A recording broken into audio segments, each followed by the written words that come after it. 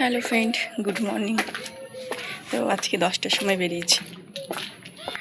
আজকে 10টার সময় বেরোলাম, কারণ সকালবেলার বনগাঁ লোকালগুলো পাই, তো ওইগুলো জম্মের ভিড় হয়। তার জন্যে বারাসাত দত্তপুকুর পেলে ওগুলো ওই ট্রেনে উঠবো।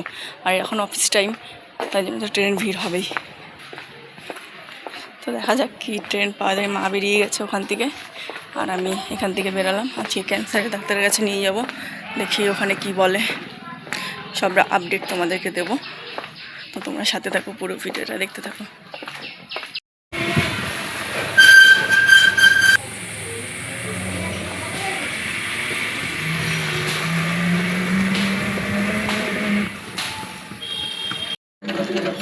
আমি নেমে পড়লাম শিয়ালদা থেকে এখন হসপিটালে যাওয়ার জন্যে রওনা দিলাম।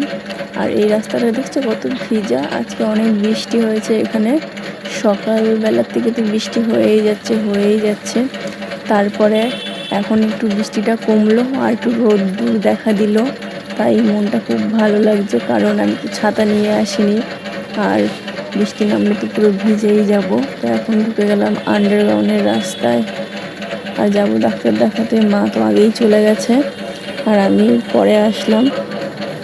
তো এদিকে রাস্তা কতটা ভিজা,